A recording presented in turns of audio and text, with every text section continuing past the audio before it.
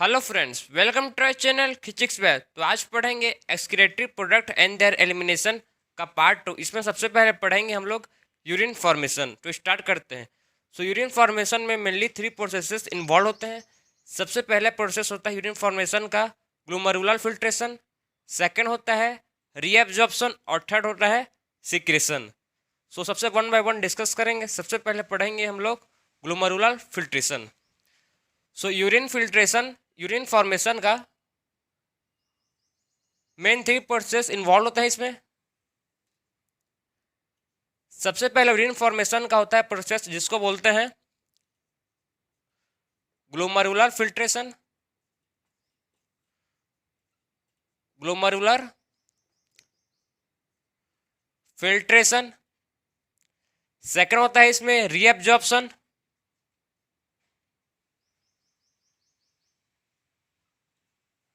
Second क्या होता है? रीएब्जॉर्प्शन।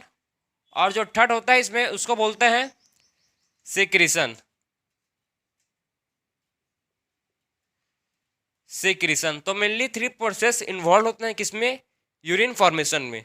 सबसे पहले डिस्कस करते हैं हम लोग ग्लोमेरुलर फिल्ट्रेशन का। जो ग्लोमेरुलर फिल्ट्रेशन है इसमें कौन सा प्रोसेस होता है? इसमें होता है अल्ट्रा फिल्ट्रेशन। इसमें क्या होता है? इसमें होता है ultra filtration. Ultra filtration. Ultra filtration मतलब इसमें क्या होगा? किसका फिल्ट्रेट होगा? इसमें फिल्ट्रेशन किसका होगा? Filtration of blood. Ultra filtration मतलब filtration of blood. Filtration of blood. Blood क्या होगा? फिल्टर होगा। इसमें ब्लड क्या होगा? फिल्टर होगा through 3 layers. Filtration of blood में क्या होगा? ब्लड फिल्टर होगा थ्रू 3 लेयर्स। इसमें 3 लेयर्स होंगे जिसके थ्रू क्या होगा? जो ब्लड है वो फिल्टर होगा। कौन कौन से लेयर है उसको देखो। सबसे पहले लेयर है जिसके थ्रू क्या होगा? ब्लड फिल्टर होगा। सबसे पहले लेयर है endothelium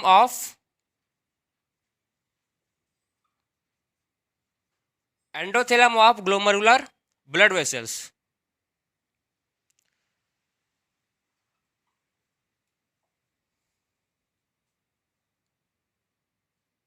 endothelium of glomerular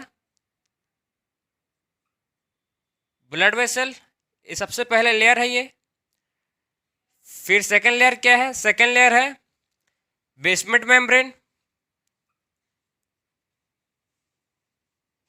basement membrane. और थर्ड लेयर है epithelium of Bowman's capsule. Epithelium of epithelium of Bowman's Bowman's capsule. इसमें टोटल 3 लेयर होते हैं जिसके थ्रू क्या होगा? ब्लड का फिल्ट्रेशन होगा। कौन कौन से लेयर हैं? सबसे पहले लेयर है endothelium of glomerular blood vessel. Second layer है बेसमेंट मेम्ब्रेन। और थर्ड लेयर जिसको बोलते हैं epithelium of Bowman's capsule. Total कितने लेयर हैं? 3 लेयर्स जिसके थ्रू क्या होता है? ब्लड का फिल्ट्रेशन होता है। 3 लेयर्स, ठीक है। और जो एपिथेलियल सेल है, एपिथेलियल एपिथेलियल सेल है, किसका एपिथेलियल सेल है? बोमेम्स कैप्सूल का एपिथेलियल सेल ऑफ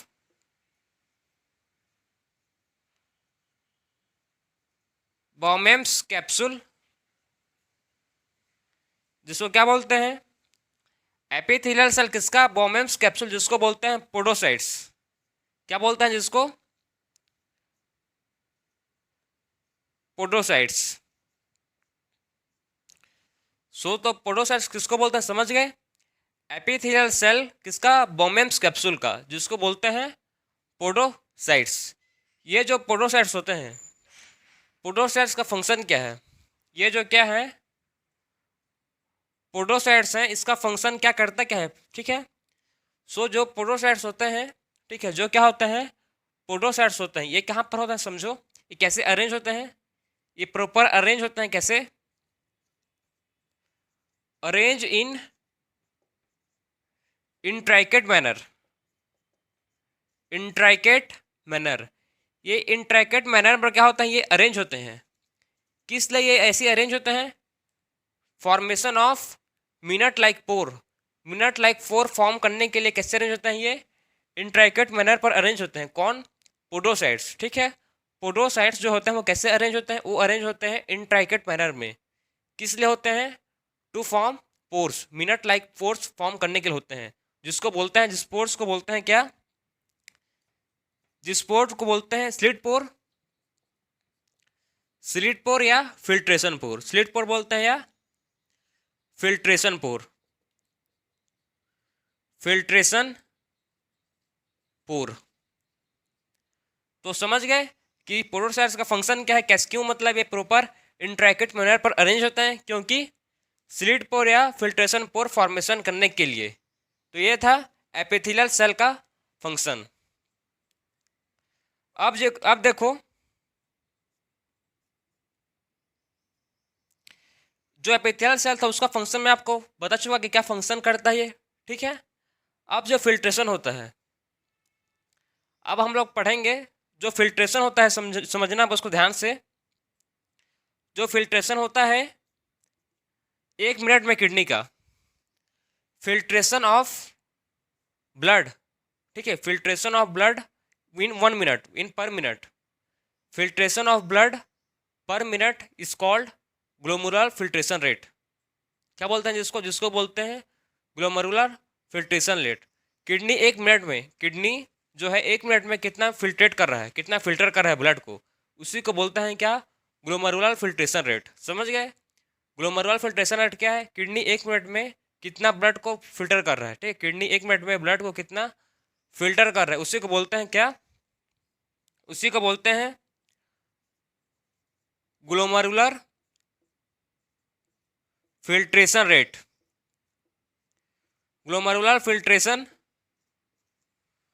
रेट। तो समझ गए आप कि अब क्या है ये? 1 मिनट में, पर मिनट में किडनी कितना ब्लड को फिल्टर कर रहा है, ठीक है, पर मिनट किडनी कितना ब्लड को फिल्टर कर रहा है, उसी को बोलते हैं ग्लोमेरुलर फिल्ट्रेशन रेट। अप्रॉक्सीमेटली, मतलब एक हेल्दी ह्यूमन के में अप्रॉक्सीमेटली कितना होता है 1 मिनट में ब्लड का फिल्टर? 1 मिनट में होता है 125 ml, 125 ml ब्लड का फिल्टर होता है, ठीक है। कितना मिनट में? इन 1 मिनट। नॉर्मल ह्यूमन के में, ठीक है, हेल्दी ह्यूमन के में कितना होता है? 125 ml पर मिनट। कितना मिनट में? पर मिनट, ठीक है। हर मिनट में कितना ब्लड का फिल्टर होता है? 125 ml। अगर हम लोग इसको कैलकुलेशन करेंगे, अगर हम लोग टोटल इसका 1 दिन का निकालेंगे, पूरा इसका 1 दिन का निकालेंगे, तो कितना होगा?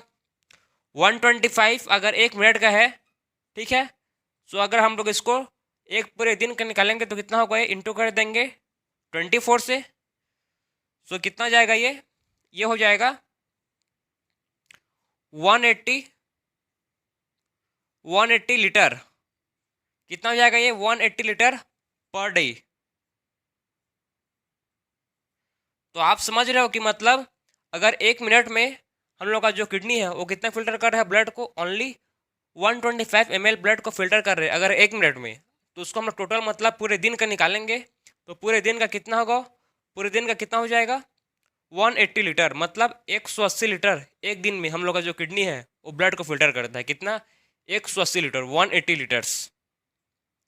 ये लार्ज अमाउंट है, मतलब छोटा अमाउंट नहीं है, बहुत ही बड़ा अमाउंट है, 180 लीटर्स। अब आप लोग बोल रहे होंगे कि जो 180 लीटर्स है ये सब इतना ब्लड हम लोग का जो फिल्टर होता है तो ये सब रिलीज हो जाता है क्या यूरिन के फॉर्म में? नहीं, ओनली जो 180 लीटर्स ब्लड फिल्टर हुआ है, ठीक है, उसमें का खाली 1% यूरिन के फॉर्म में रिलीज होता है। ओनली खाली 1% क्या होता है? यूरिन के फॉर्म में रिलीज होता है। बाकी 99% क्या होते हैं? फिर से रीअब्जॉर्ब हो जाते हैं। खाली 1% क्या होता है? खाली 1% इसमें का, खाली 1% क्या होता है इसमें का? रिलीज होते हैं, ठीक है, खाली 1% रिलीज होते हैं। बाकी जो 99% है, कितना परसेंट? 99% है, क्या हो जाते हैं? ये होते हैं फिर से रीअब्जॉर्ब। ये हो जाते हैं फिर से क्या, रीएब्जॉर्ब। तो आप समझ रहे हो कि जो यूरिन है ये, मतलब जो किडनी है वो 180 लीटर्स डे पर ब्लड को फिल्टर करता है, जिसको बोलते हैं क्या, ग्लोमरुलर फिल्ट्रेशन रेट। जिसको क्या बोलते हैं, ग्लोमरुलर फिल्ट्रेशन रेट। उसमें का 99% क्या होता है, रीएब्जॉर्ब हो जाता है। क्या हो जाता है, 99% क्या हो जाता है, रीएब्जॉर्ब हो जाता है। और उसमें का खाली 1%, उसमें खाली 1% क्या होता है, यूरिन के फॉर्म में रिलीज होता है। Only 1% is release in the form of urine. यहाँ तक क्लियर हो आप? ठीक है। सो अब देखेंगे हम लोग एक न्यू मैकेनिज्म जिसको बोलते हैं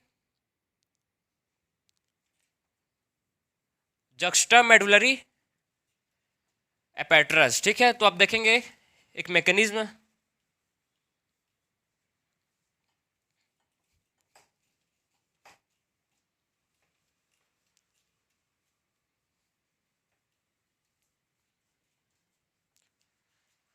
सो नेक्स्ट टॉपिक हम लोग का जो है, नेक्स्ट मैकेनिज्म है जिसको बोलते हैं जक्स्टामेडुलरी एपेट्रस। सो नेक्स्ट हम लोग का जो क्या है, जक्स्टा मेडुलरी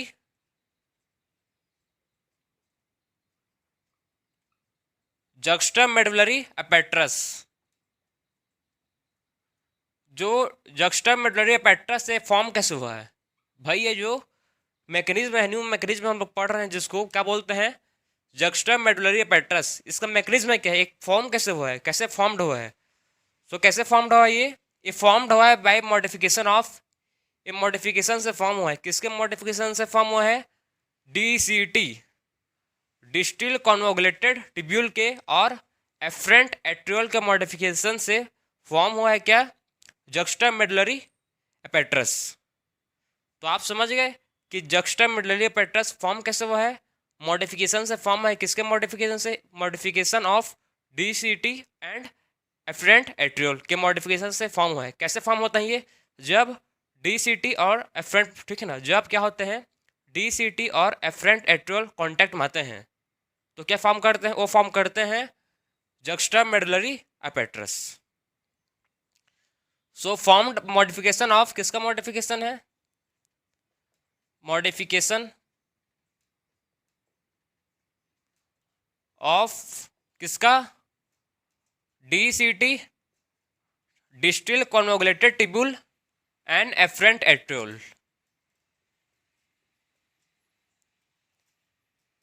एफरेंट एट्रियोल।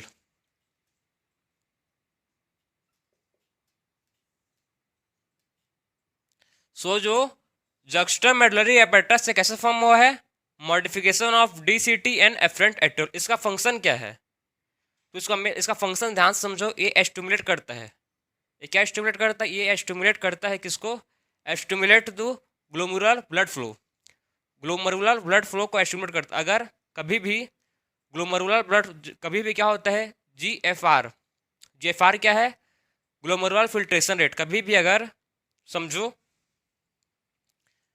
क्या करता है ये जक्स्टामेडुलरी एपेट्रस, कभी भी ये GFR क्या है, ग्लोमेरुलर फिल्ट्रेशन रेट, कभी भी लो होता है। कैसा होता है, लो होता है, तो उसको एस्टिमुलेट करता है, उसको मेंटेन करता है। कौन करता है उसको मेंटेन, उसको मेंटेन करता है जक्स्टामेडुलरी एपेट्रस। उसको मेंटेन कौन करता है, उसको मेंटेन करता है जक्स्टामेडुलरी एपेट्रस जब GFR लो होता है। GFR मतलब क्या है, ग्लोमेरुलर फिल्ट्रेशन रेट, जो पढ़े अभी, ठीक है। वो क्या, अगर वो लो होता है तो इसको एस्टिमुलेट करता है। क्या करता है ये,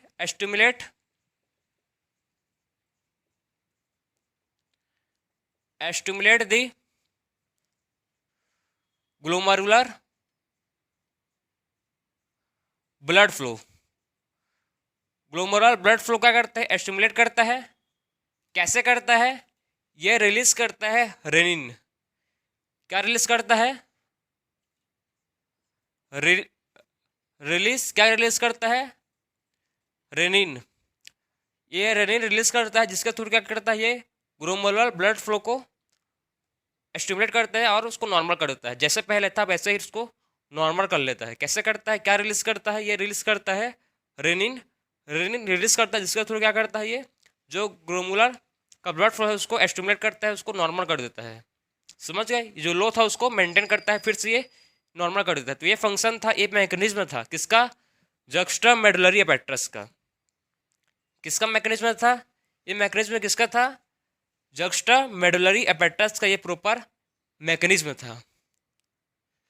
सो आप देखेंगे हम लोग, पहला हो गया हम लोग का क्या, ग्लोमरुलर फिल्ट्रेशन। पहला हम लोग क्या पढ़ लिए, पहले पढ़ लिए हम लोग ग्लोमरुलर फिल्ट्रेशन। अब आते हैं सेकंड पर, जिसको पढ़ेंगे हम लोग रीअब्जॉर्प्शन। सेकंड क्या है, सेकंड है रीअब्जॉर्प्शन। रीअब्जॉर्प्शन में हम लोग किसका रीअब्जॉर्प्शन होगा समझो। सो रीअब्जॉर्प्शन में किसका होगा, सोडियम आयन का रीअब्जॉर्प्शन होगा, ग्लूकोज का रीअब्जॉर्प्शन होगा, और किसका होगा, अमीनो एसिड। अमीनो एसिड का भी क्या होगा, इस सब का रीअब्जॉर्प्शन होगा बाई एक्टिवली।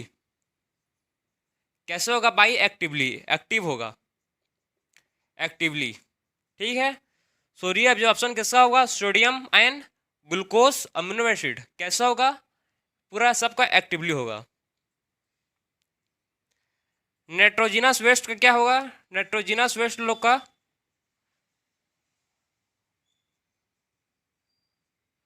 नाइट्रोजिनस वेस्ट का एब्जॉर्प्शन कैसा होगा, इसमें रीअब्जॉर्प्शन कैसा होगा, इसमें रीअब्जॉर्प्शन होगा बाई पैसिवली।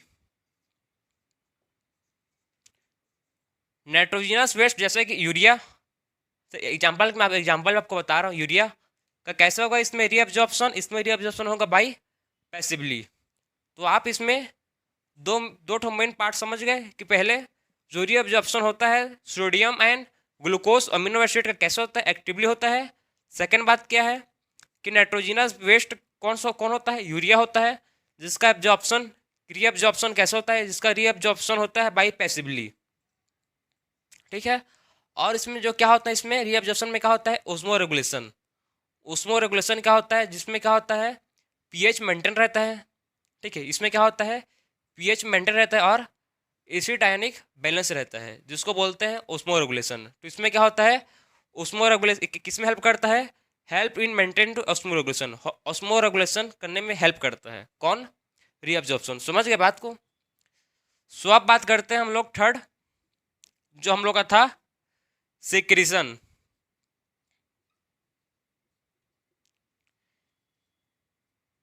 थर्ड किसका बात करेंगे, सिक्रीशन। जो टिब्यूल होते हैं, टिब्यूल सेल सिक्रेट, जो टिब्यूल के सेल होते हैं वो क्या सिक्रेट करते हैं, टिब्यूल सेल सिक्रेट क्या सिक्रेट करता है, ये सिक्रेट करते हैं हाइड्रोजन आयंस। क्या सिक्रेट करता है ये, हाइड्रोजन आयंस, और क्या करता है ये, पोटेशियम, पोटेशियम आयन में सिक्रेट करते हैं। ठीक है, और क्या करते हैं, और करता है ये एंड अमोनिया, अमोनिया। सो जो सिक्रीशन में हम लोग देखें, जो टिब्यूल सेल होते हैं वो क्या सिक्रेट करते हैं, टिब्यूल सेल सिक्रेट करते हैं हाइड्रोजन आयंस, पोटेशियम आयंस और अमोनिया। ये तीनों चीज को सिक्रेट करता है कौन, इसको सिक्रेट करता है टिब्यूल सेल। ठीक है, किस लिए करता है, टू मेंटेन ओस्मो रेगुलेशन। वही बात, सब क्या मेंटेन करते हैं इसमें, ओस्मो रेगुलेशन। तो इसमें किसका किसका सिक्रेशन होता है समझ गए, H+ ion, calcium ion, ammonia.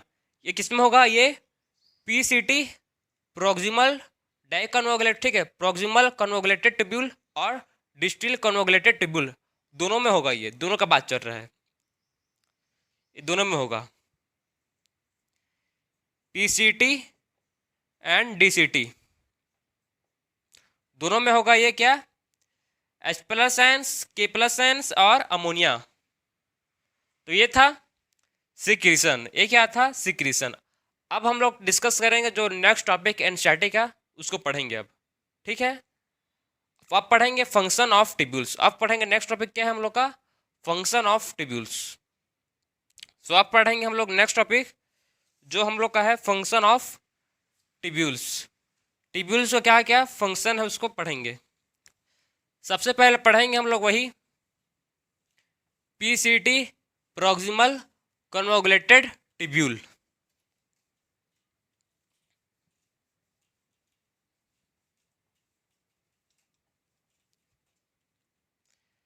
सो सबसे पहले पढ़ेंगे क्या, टॉपिक हेडिंग लिख लेते हैं, फंक्शन ऑफ, किसका फंक्शन, फंक्शन ऑफ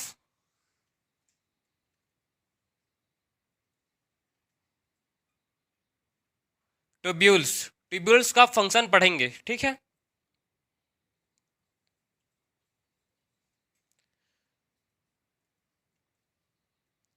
सो देखो ट्यूब्यूल्स का पहला फंक्शन क्या है। जो ट्यूब्यूल्स होते हैं उसको सबसे पहले पढ़ेंगे हम लोग पीसीटी। पीसीटी क्या है आपको बताने की जरूरत नहीं है, प्रॉक्सिमल कन्वोगुलेटेड टिब्यूल। सो जो पीसीटी होते हैं, पीसीटी में हम लोग सबसे पहले डिस्कस करेंगे इसका किससे लैंड होते हैं, ठीक है। एक इसका जो वार होता है वो किससे लैंड होता है। सो किससे लैंड होता है ये, simple, simple cuboidal, simple cuboidal brush border, brush border epithelium, epithelium. हाँ जो तो पीसीटी होते हैं किससे लैंड होते हैं, ये लैंड होते हैं simple cuboidal brush border epithelium. किससे होता है land, simple cuboidal brush border epithelium से ये लैंड होते हैं। पीसीटी में क्या होता है, मैक्सिमम रीअब्जॉर्प्शन होता है। पीसीटी में क्या होता है, इसमें मैक्सिमम रीअब्जॉर्प्शन होता है। मैक्सिमम रीअब्जॉर्प्शन कहाँ होता है पूछेंगे तो आप बताना, पीसीटी में, ठीक है। 70 टू 80% किसका रीअब्जॉर्ब होता है, इलेक्ट्रोलाइट, इलेक्ट्रोलाइट एंड वाटर का क्या होता है इसमें रीअब्जॉर्ब होता है। 70 to 80% reabsorb. So 70 to 80% electrolyte and water क्या होते हैं इसमें फिर से रीअब्जॉर्ब होते हैं। किसका किसका इसमें रीअब्जॉर्प्शन होता है, तो इसमें रीअब्जॉर्प्शन किसका होता है, sodium ion, amino acid, amino acid और ग्लूकोज। ये सब का क्या होता है इसमें, ये सब का इसमें रीअब्जॉर्प्शन होता है। क्या होता है रीअब्जॉर्प्शन बाई एक्टिवली। कैसा होता है इसका रीअब्जॉर्प्शन, इसका रीअब्जॉर्प्शन होता है बाई एक्टिवली, रीअब्जॉर्प्शन होता है एक्टिवली, रीअब्जॉर्प्शन, ठीक है। फिर देखो जो अमोनिया, अमीनो एसिड और ग्लूकोज का हो गया। अब बात करेंगे यूरिया। यूरिया जो होता है वो कैसे उसमें रीअब्जॉर्प्शन होता है, उसमें उसमें रीअब्जॉर्प्शन होता है बाई पैसिवली। उसमें कैसा होता है बाई, उसमें होता है बाई पैसिवली रीअब्जॉर्प्शन। तो ये थे इंपॉर्टेंट पॉइंट्स किसके, पीसीटी के, प्रॉक्सिमल कन्वोगुलेटेड ट्यूब्यूल के। ये क्या करता है पीसीटी, पीसीटी मेंटेन करता है ऑस्मो रेगुलेशन को, ठीक है। ये पीसीटी क्या करता है, ये मेंटेन करता है किसमें, ऑस्मो रेगुलेशन में। मैं आपको जब पढ़ रहे थे हम लोग पहले जो पढ़ रहे थे, ठीक है ना, यूरिन फॉर्मेशन में आपको बताया था पीसीटी और उसका, पीसीटी और डीसीटी क्या करता है, ऑस्मो रेगुलेशन में मेंटेन करते हैं, ठीक है। तो जो पीसीटी है क्या करता है, ऑस्मो रेगुलेशन में मेंटेन करता है, ठीक है। अब बात करेंगे सेकंड हम लोग हैंडले रूप, हैंडले लूफ। जो हैंडले लूफ है ये समझो इसको कैसे होता है, इसमें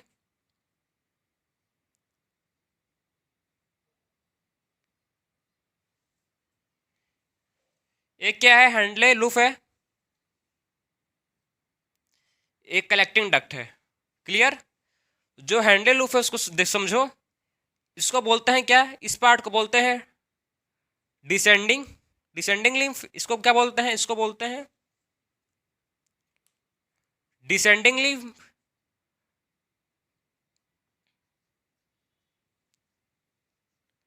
इसको बोलते हैं डिसेंडिंग लिम्फ। और इसको बोलते हैं क्या, असेंडिंग लिम्फ। ठीक है, डिसेंडिंग लिम्फ और असेंडिंग लिम्फ किसका, हैंडले लूप का। डिसेंडिंग लिम्फ में, डिसेंडिंग लिम्फ में क्या होता है, डिसेंडिंग लिम्फ में किसका, किसके लिए परमेबल होता है, डिसेंडिंग लिम्फ परमेबल होता है फॉर वाटर। ये वाटर के लिए क्या होता है, वाटर के लिए परमेबल होते हैं। डिसेंडिंग लिम्फ क्या होता है, परमेबल किसके लिए होते हैं, वाटर के लिए परमेबल होते हैं। कौन सा पार्ट है ये, डिसेंडिंग लिम्फ किसका, हैंडल लूप का। और जो असेंडिंग लिम्फ है, असेंडिंग लिम्फ में जो, ये किसके लिए परमेबल होते हैं, ये परमेबल होते हैं फॉर इलेक्ट्रोलाइट्स।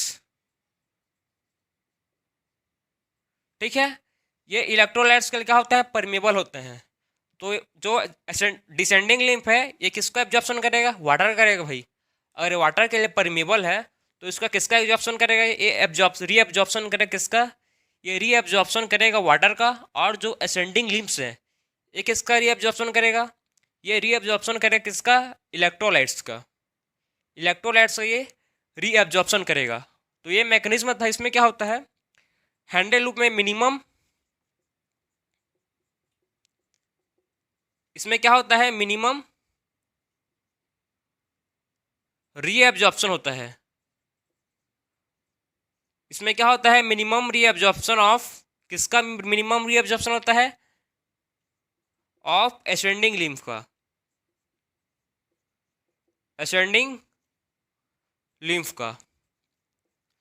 सो जो हैंडल लूप है, हैंडल लूप में हम लोग क्या समझे, जो असेंडिंग लिम्फ होता है, ठीक है, जो असेंडिंग लिम्फ होता है इसमें मिनिमम एब्जॉर्प्शन होता है। इसमें क्या होता है, मिनिमम एब्जॉर्प्शन होता है। ठीक है, किसका, वाटर का। और इसमें असेंडिंग लिम्फ, एक क्या है डिसेंडिंग लिम्फ और एक क्या है असेंडिंग लिम्फ्स।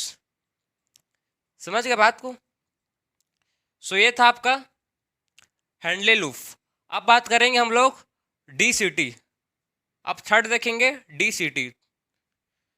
सो अब थर्ड देखेंगे क्या, DCT।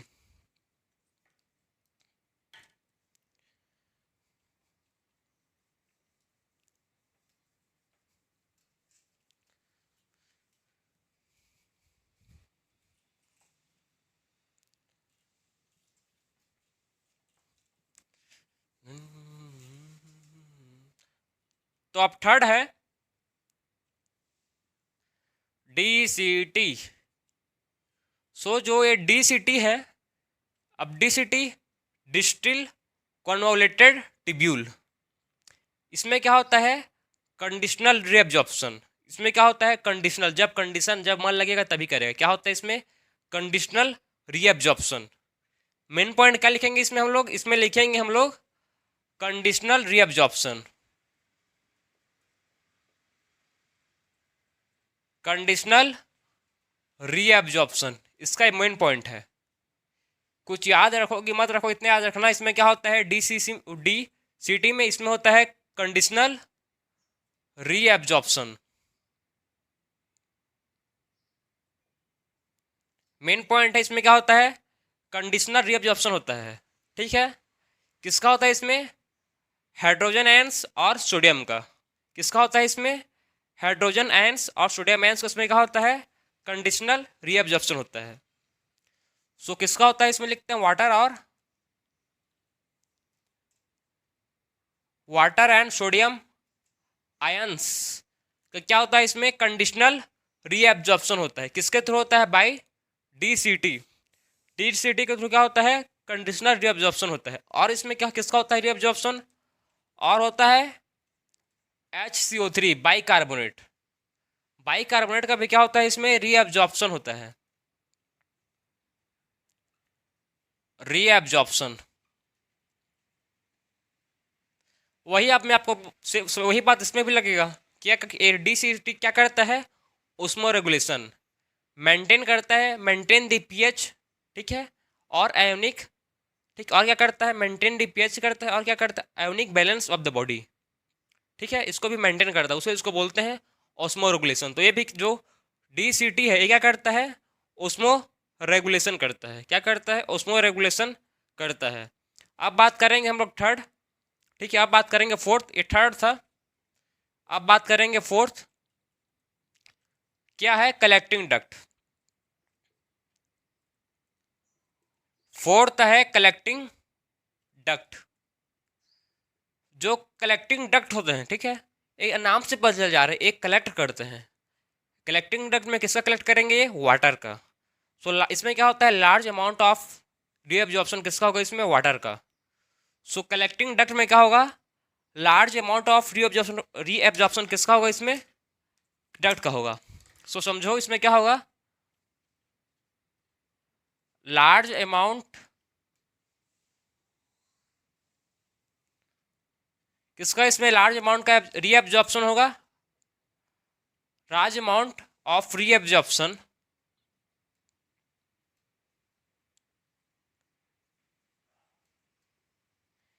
किसका होता है इसमें? इसमें होता है किसका? वाटर का। और मतलब थोड़ा बहुत यूरिया का भी इसमें रीअब्जॉर्प्शन हो जाता है, बहुत कम, मतलब उसमें यूरिया का भी क्या होता है? रीअब्जॉर्प्शन होता है। सो उसको अब लिख लेते हैं, small amount of urea, urea. तो आप समझ गए कलेक्टिंग डक्ट का मतलब क्या है। इसमें कलेक्ट करते हैं वाटर को, वाटर को कलेक्ट करेगा तो उसमें क्या करेंगे हम लोग? उसको रीअब्जॉर्प्शन होगा, उसमें क्या होगा? रीअब्जॉर्प्शन होगा। किसका होगा? लार्ज अमाउंट रीअब्जॉर्प्शन होता है वाटर का, और स्मॉल अमाउंट रीअब्जॉर्प्शन होता है किसका? स्मॉल अमाउंट रीअब्जॉर्प्शन होता है किसका? यूरिया का। तो 2 पॉइंट ये हैं किसके? कलेक्टिंग डक्ट के। सो अब हम लोग डिस्कस करेंगे हम लोग का न्यू टॉपिक जो इम्पोर्टेंट है, ठीक है, जिसको आप जानते होंगे नाम से, जिसको बहुत लोग कंफ्यूजिंग होंगे, काउंटर करंट मैकेनिज्म। आप डिस्कस करेंगे हम लोग नेक्स्ट टॉपिक, जो बहुत ही सिंपल है, बस समझना पड़ेगा आपको, ठीक है, बस समझना पड़ेगा, ध्यान से समझना, देखना और सुनना, तो आपको जल्दी समझ जाएगा, सिंपल। नेक्स्ट टॉपिक क्या है?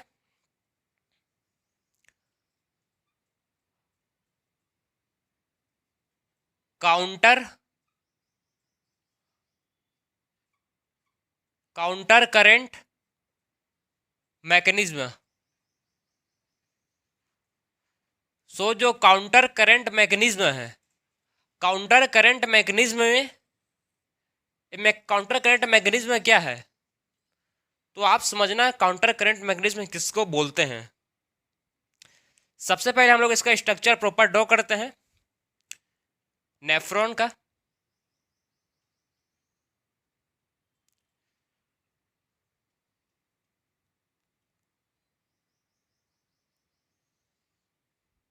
ये हो गया PCT, और ये बन गया हैंडले लूफ।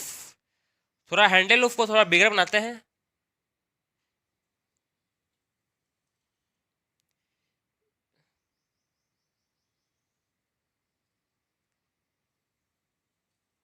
ये क्या हो गया? ये बन गया क्या? हैंडले लूफ। मैं इसको थोड़ा सा लॉन्ग बनाया हूँ, ठीक है, इसको समझाने के लिए आपको, तो समझना आप। ये बन गया क्या? Collecting duct. इसको भी थोड़ा सा दूर बनाते हैं, लिखेंगे अभी उसीलिए। सो ये क्या बन गया? ये है कलेक्टिंग डक्ट। तो ये बन गया नेफ्रॉन का स्ट्रक्चर। इस पार्ट को बोलते हैं, जो पूरा कैपिलरीज, इसको क्या बोलते हैं? टफ्ट कैपिलरीज को क्या बोलते हैं? ग्लोमेरुलस। जो आता है ब्लड वेसल्स, ठीक है, इसको क्या बोलते हैं? इसको बोलते हैं एफरेंट एट्रियोल। इसको बोलते हैं क्या? Afferent arteriole. और जो जाता है ब्लड, ठीक है ना, इसको क्या बोलते हैं? इसको बोलते हैं इफरेंट एट्रियोल।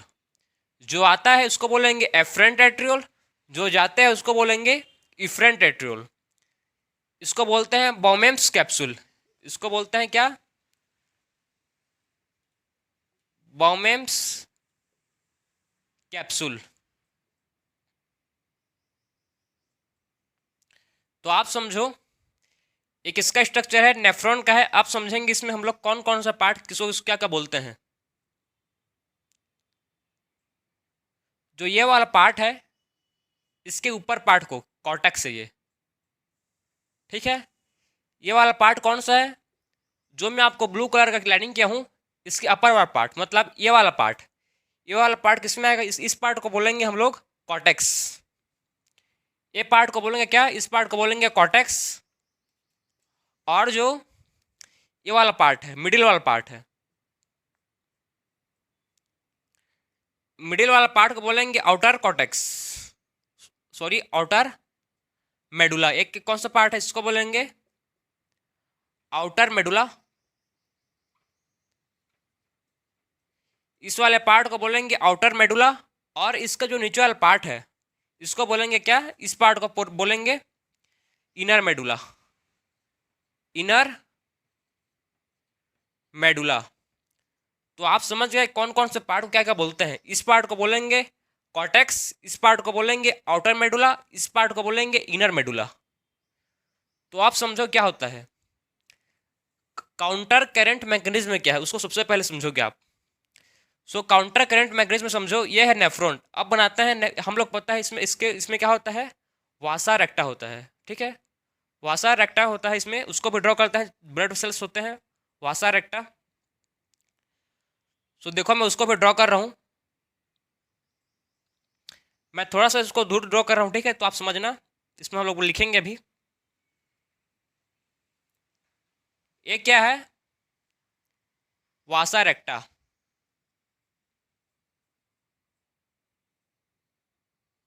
वासा रेक्टा में क्या होता है? ब्लड का फ्लो होता है। और जो वो हैंडलेड लूप्स है, हैंडलेड लूप्स में क्या होता है? फिल्ट्रेट का फ्लो होता है। यहाँ तक क्लियर हो आप? वासा रेक्टा में क्या होता है? ब्लड का फ्लो होता है। और हैंडले लूप है, उसमें क्या होता है? फिल्ट्रेट का फ्लो होता है। तो समझो क्या होगा, जो हैंडले लूप है, हैंडले लूप में क्या होता है? इसमें जो फिल्ट्रेट है, फिल्ट्रेट कैसे मूव करेंगे? फिल्ट्रेट मूव करेंगे पहले डिसेंडिंग, ठीक है ना। डिसेंडिंग मूव करेंगे। ये जो फिल्ट्रेट हो कैसे मूव करेंगे? डिसेंडिंग। फिर ये कैसे मूव करेंगे? फिर मूव करेंगे असेंडिंग। ये फिल्ट्रेट का डायरेक्शन। एक इसका डायरेक्शन बताया मैं आपको, फिल्ट्रेट का। फिल्ट्रेट पहले कैसे मूव करते हैं? असेंडिंग। जो पहले फिल्ट्रेट मूव करते हैं, ठीक है, उसको बोलते हैं क्या? Descending limbs. इसको बोलते हैं डिसेंडिंग लिम्स। और इसको बोलते हैं असेंडिंग लिम्स। मतलब टोटल जो हैंडले लूप है, इसमें 2 लिम्स होते हैं। हैंडले लूप्स में 2 लिम्स होते हैं। पहले लिम्स को बोलते हैं डिसेंडिंग लिम्स, इसको बोलते हैं डिसेंडिंग लिम्स, इसमें बोलते हैं असेंडिंग लिम्स। असेंडिंग लिम्स और डिसेंडिंग लिम्स, जिसमें क्या होता है? एक ब्लड का फ्लो कैसा हो रहा है? लोअर साइड हो रहा है, ठीक है। ब्लड का फ्लो कैसा हो रहा है? असेंडिंग हो रहा है। और मतलब अपोजिट हो रहा है। जो इसमें फिल्ट्रेट का फ्लो है, इसमें फिल्ट्रेट का फ्लो अपोजिट हो रहा है, ठीक है। इसमें क्या हो रहा है? फिल्ट्रेट का फ्लो कैसा हो रहा है? इसमें फिल्ट्रेट का फ्लो अपोजिट हो रहा है। उसीलिए इसको बोलते हैं counter current mechanism. Counter current मतलब देखो, इसमें जो फिल्ट्रेट का फ्लो है पहले कैसे हो रहा था? पहले हो रहा है डिसेंडिंग। फिर उसके बाद कैसे हो रहा है? उसके बाद हो रहा है इसमें असेंडिंग, ठीक है। मतलब फिल्ट्रेट का फ्लो इसमें अपोजिट डायरेक्शन में हो रहा है, पहले डिसेंडिंग फिर असेंडिंग। इसी को बोलते हैं क्या? Counter current mechanism. इसी को क्या बोलते हैं? इसी को बोलते हैं काउंटर करंट मैकेनिज्म, जिसमें फिल्ट्रेट का फ्लो पहले डिसेंडिंग हो रहा है, उसके बाद असेंडिंग हो रहा है। सेम वैसे ही वासा रेक्ट, ठीक है ना। फिर सेम वैसे ही क्या होगा, जो वासा रेक्टा, इसमें भी क्या होगा? पहले फ्लो कैसा होगा? इसमें देखो,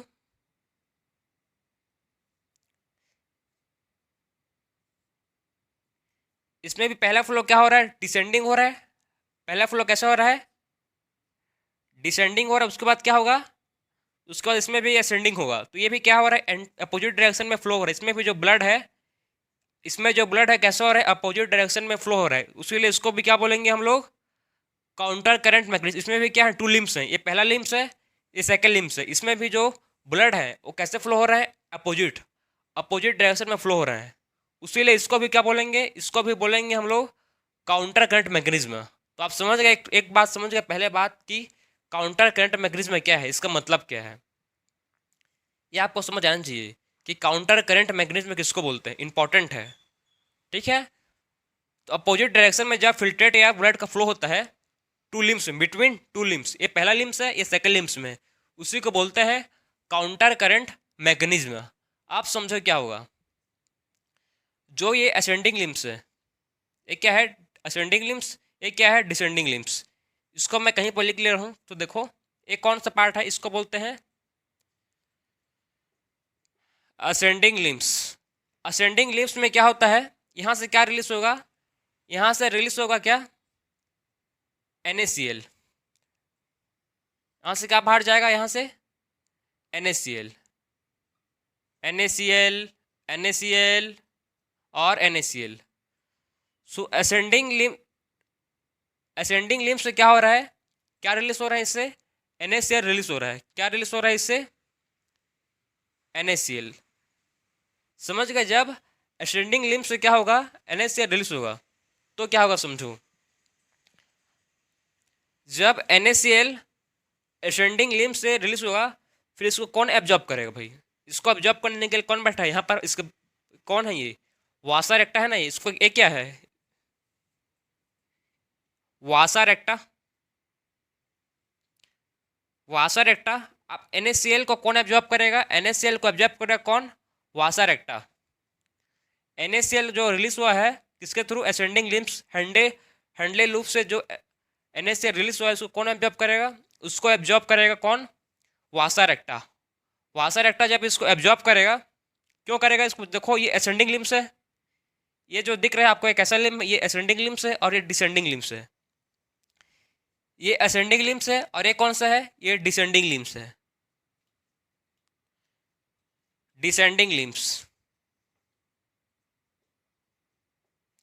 सो ये असेंडिंग लिम्स है, असेंडिंग लिम्स से NaCl रिलीज होगा और उसको जो वासा रेक्टा का डिसेंडिंग लिम्स है उसको एब्जॉर्ब करेगा।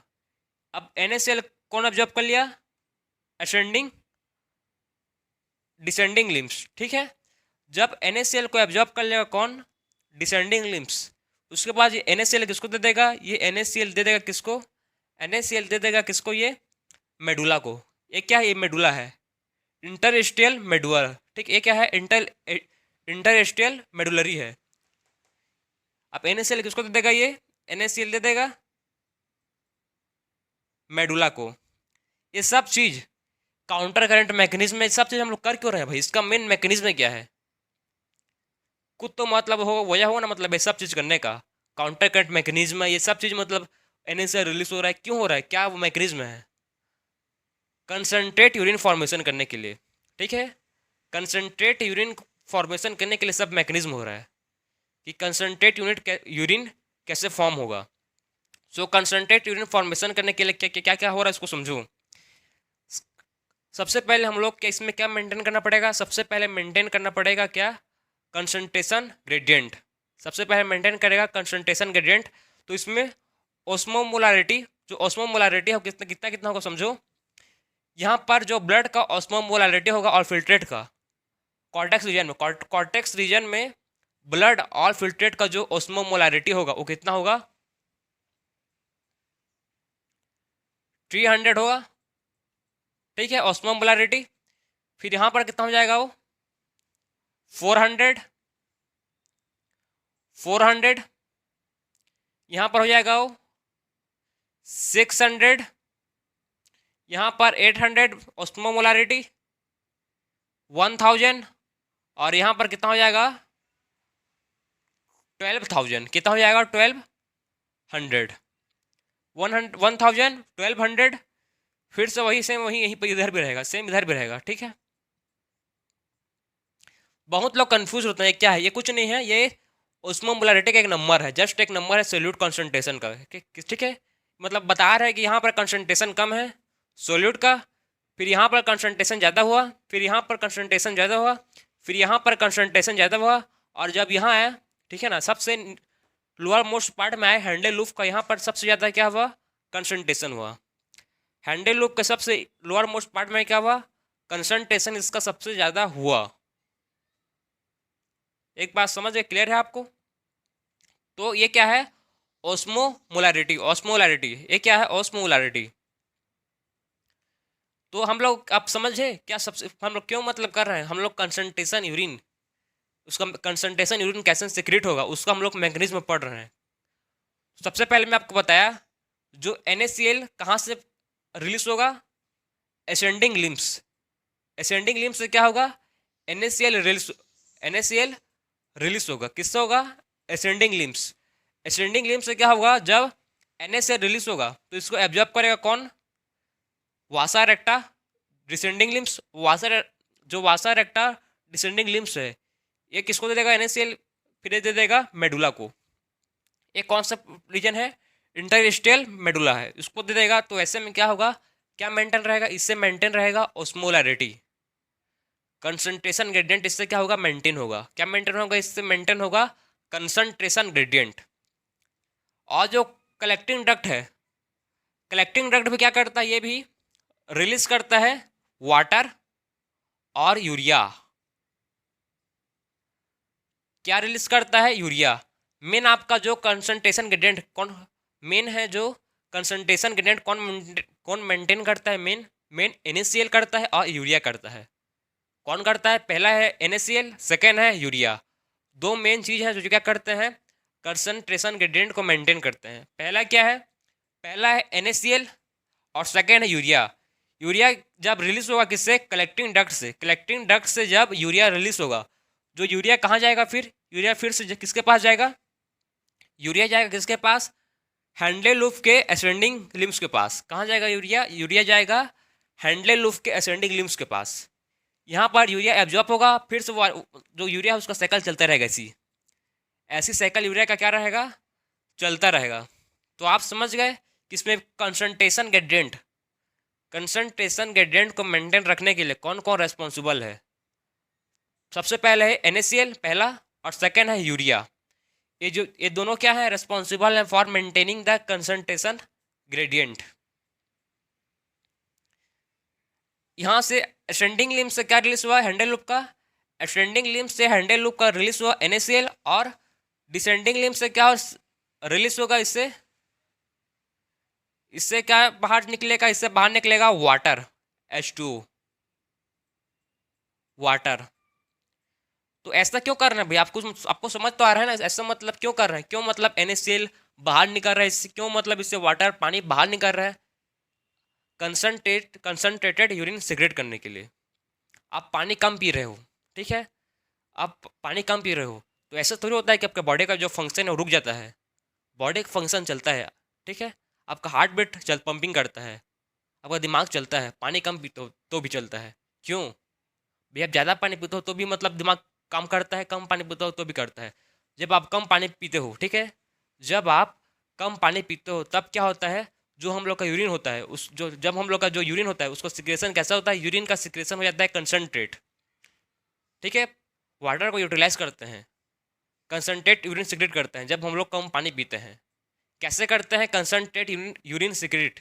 उसी को मैं आपको बता रहा हूँ कैसे कंसनट्रेट यूरिन का सिक्रेशन होता है। वो आपको मैकेनिज्म है पूरा। ये जो पानी जो ब्लड से जो ब्लड है वो फिल्ट्रेट हो गया है, ब्लड फिल्ट्रेट हो गया बाहर डायरेक्टली निकल सकता था, लेकिन नहीं, आपके बॉडी में पानी कमी है, उसके लिए क्या होता है? कंसनट्रेट यूरिन सिक्रेट होता है।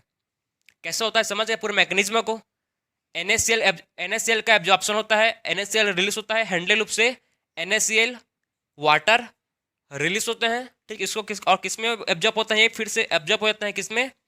वासा रेक्टा में। एक इसको कौन एब्जॉर्ब करता है? इसको एब्जॉर्ब करता है कौन? वासा रेक्टा। वासा रेक्टा क्या है? ब्लड वेसल से ये। तो फिर से जो NaCl और वाटर है किसके पास चल दी? फिर से ब्लड के पास फिर चल दी। समझ गए? तो इसी को बोलते हैं क्या? काउंटर करंट मैकेनिज्म है। यही क्या इसी को बोलते हैं क्या? Counter current mechanism. पूरा मैकेनिज्म। इस मैकेनिज्म से आप क्या समझ रहे हो? इस मैकेनिज्म में हम लोग एक ही बात समझे, इंपॉर्टेंट बात ये है, इसमें क्या कर रहे हैं? कंसंट्रेशन ग्रेडियंट मेंटेन कर रहे हैं। कंसंट्रेशन ग्रेडियंट मेंटेन कर रहे हैं बिटवीन मेडुला। मेडुला में क्या हो रहा है? इसमें कंसंट्रेट ठीक है ना? मेडुला में क्या हो रहा है?